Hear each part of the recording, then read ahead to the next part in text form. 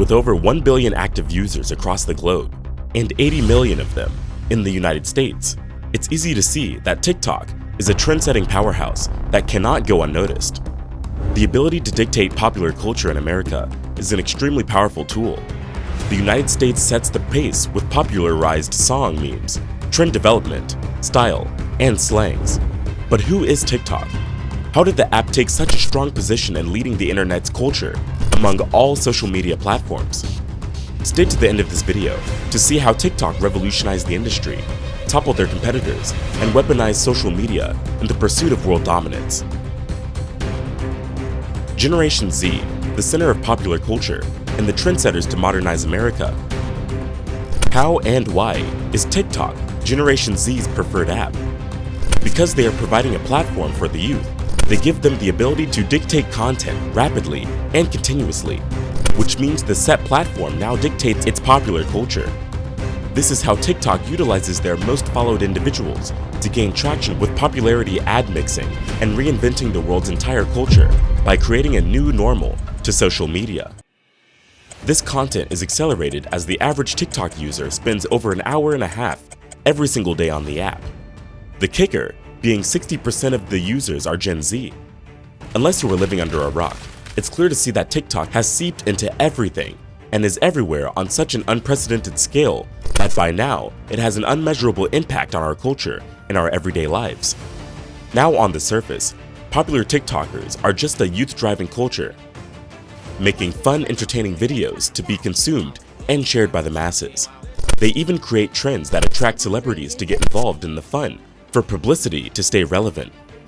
But what if I told you that America and Generation Z are not the driving force of the app? What if I told you that behind the curtain, one of America's biggest threats, a fascist country, is behind the wheel? To understand how TikTok became weaponized, we have to go back to 2012, when Zhang Yiming, a Beijing tech, created ByteDance. The company created an algorithm that would change the world. This algorithm was designed to attract users by feeding them short-form content rapidly, and then analyzing their viewing habits, and carefully creating their intake to keep them consuming for as long as possible. In modern day, our apps do not charge us for their content. Our attention is the currency. Fast forward to 2017, when ByteDance created its most perfect, advanced algorithm and called it TikTok. It was first released in China, where it was an instant hit, attracting both content consumers and content creators within months. This new buzz caught the attention of the Chinese government, who saw an incredible opportunity. Important to note, TikTok was not the first platform to introduce short-clip videos. Vine was created by Colin Kroll and later was bought out by Twitter. We can easily compare Vine to TikTok by looking at the overall impact of how the videos grabbed the attention of the users. Even though Vine could not stay in business due to mismanagement and issues around monetization, the platform introduced informative and fast-clip video that started the domino effect of a generation that relied on information given in condensed form, and a generation that can't stay attentive after a short period of time. Vine had planted a seed on how much TikTok users would enjoy the app. Consumers craved this type of content when Vine had shut down. The type of content was unsaturated in between the two apps, and consumers were waiting for a platform to fill that, which is one of the reasons TikTok blew up the way it did back in 2020. You may be curious, how could the Chinese government utilize TikTok to their advantage? To understand how, we will have to take you back to China, 1949, the beginning of the Chinese Communist Party. With their mastery of propaganda tactics to capture the minds of their people has been a critical aspect of their success. Heavily emphasizing the importance of controlling the culture to control the population. These ideologies started with Mao Zedong after their civil war, where he used propaganda to idolize certain idols of people who stood as examples of socialist heroes. Mao Zedong would lift up soldiers who lived and died for their devotion to the state and their leader. Mao Zedong parlayed that with mass censorship, state-controlled media, and demonetization of imperialist enemies of the West. His 1-2 propaganda punch of controlling the media and construction of models has left the Chinese people in a daze ever since. Currently, the Chinese Communist Party is one of the most successful dictatorships the world has ever witnessed. Under leader Xi Jinping, His totalitarian government has sought to control every aspect of the Chinese people's modern life. Citizens are bombarded with propaganda that if they work hard for the state, they can escape poverty.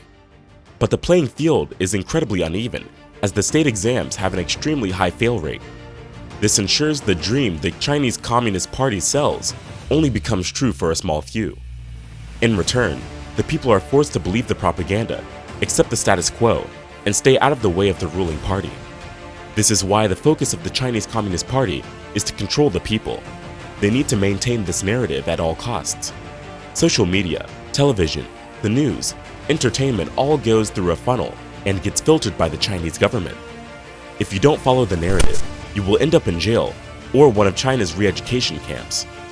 The Chinese government has even set up an extreme surveillance monitoring system and a data gathering system to create profiles of their citizens. Then they assign a social credit score to each individual. This allows them to incentivize the citizens to behave and effectively predicts who will likely disobey. Another major facet of the Chinese government control is to enforce legislation that limits the influence of foreign media and access to the internet. By doing so, they effectively created citizens who are more efficient economically and more obedient politically than anywhere in the world, making China a global superpower. Now enter TikTok into the equation, the most dominant social media platform in the United States. Through the app, the CCP can control the narrative of any future tension between them and the USA. Because in America, skepticism of traditional media sources is at an all-time high, making social media now the most dominant tool to influence political opinions. Mainstream media has had its curtains pulled back, and it has become clear that they only exist as propaganda outlets for billionaires and to increase the profits of the investors that they represent.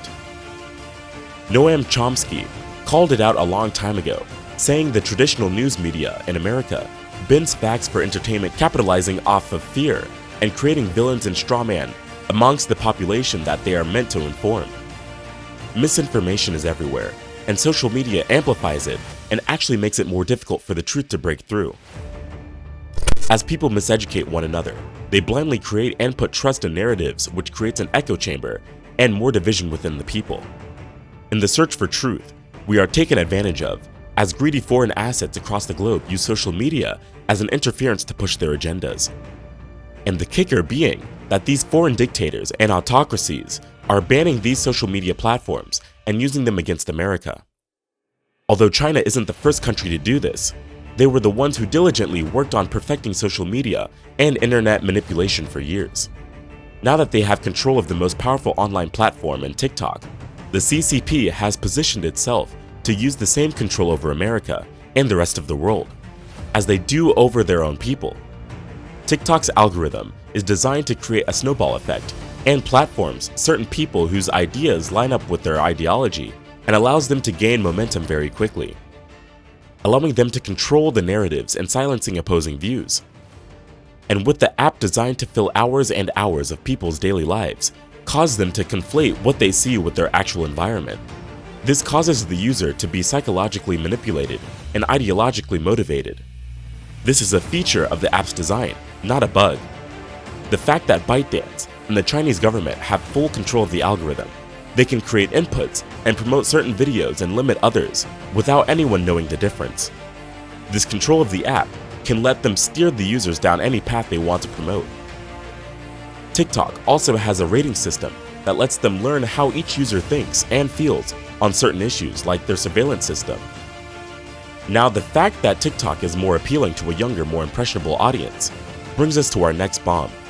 TikTok was designed with a pillar of the CCP's propaganda design, the construction of role models. You see, there are multiple versions of TikTok, one for the people of China called Douyin, which is completely different from the one we know as TikTok. If you are under the age of 14 in China, Douyin shows you educational videos, and to their civilians, they show hard-working everyday people helping their community and sacrificing for the greater communist good. Interestingly enough, if you're the same 14-year-old child in the United States, TikTok shows you sex, crime, vandalism, social disruption, and other dopamine-satisfying clips. The effects of this are catastrophic on the American youth. A survey was done in China, and in the US on preteens asking them what they want to be when they grow up. In America, the number one answer was social media influencer, and in China, it was to be an astronaut. We can see how Mao's method of creating idols to unify his population is being turned into the most dangerous geopolitical weapons the world has ever seen. The takeover of TikTok is nothing short of impressive, but there is only one party that can capitalize on all the success: the Chinese Communist Party. The Chinese already created a country that is economically efficient and politically obedient, which is why the efforts are aggressive to do so here in the United States. There is an agenda here, and the sooner we see it, the sooner we are better off. The algorithm is controlled without anyone noticing. Advertising creators that align with the Chinese agenda are pushed through to more people than content that goes against. As mentioned, Generation Z is the majority audience, which walks them straight into brainwashing tactics and false political campaigns.